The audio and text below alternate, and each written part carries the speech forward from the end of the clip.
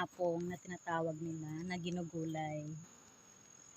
Ayan. Ito na yung pinagkuhanan nila kanina ng mga kasama ko. Ayan siya. Ayan. Para siyang balat ng ahas. Ayan. Dapat ang kukunin mo yung hindi palang pumubuka yung ano niya, dahon. Yan, mas magandang gulayin. Yan, binabalatan na siya. Yan, marami nang nabalatan.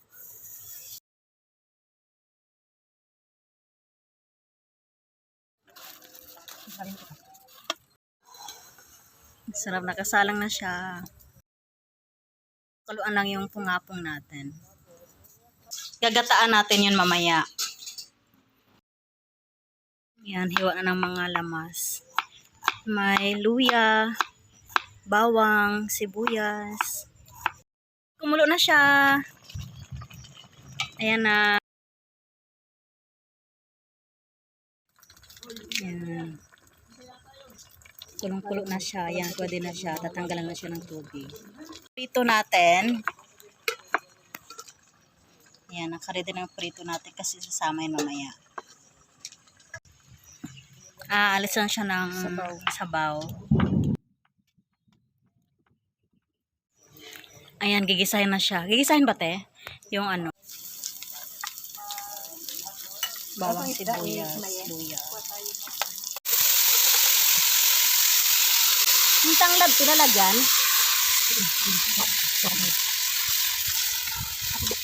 Parang tayo. Ayan, ayan na. Anong nilagay dyan tayo? Dinagdag? Siling haba. Ayan, may siling haba. Gata. Ayan, gata. Ayan, tapos ayan natin muna kumulo. Kasaya mo siyang kumulo muna. Wow, ang sarap na tingnan. Wow. Galing. Takpan muna, pakuluan. Naman, para gawin natin tong kilawin. Kilawin natin yan. Ote. Ito yung bumawas tayo ng konti dun sa pinakuluan natin na pungapong. So, yung iba, ginataang pungapong. Ito naman, gawin natin kilawin. So, ito yung nilagyan natin ingredients niya. Kamatis, ano to, bawang, sibuyas, at saka paminta. Ayan, paminta natin. Ayan. Ayan, lagyan na natin siya. Huwag natin ubusin. Okay.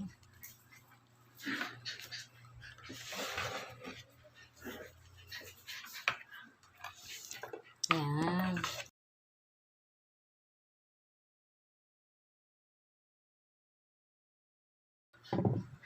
Ayan. Suka, vinegar.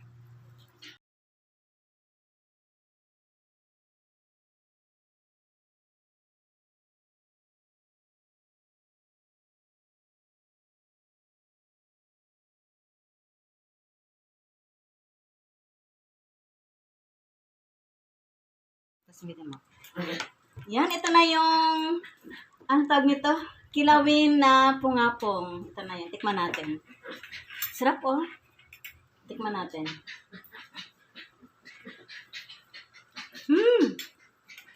Sarap. Sarap niya. Sakto. Sakto lang yung timplan niya. Tikman natin ulit. Para hindi naman tutikim. Kakain na.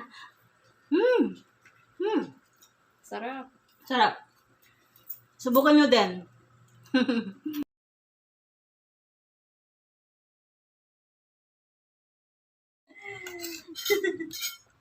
Ayan, ako naman. Kakain na naman ako. Sarap! Ginataang pungapong.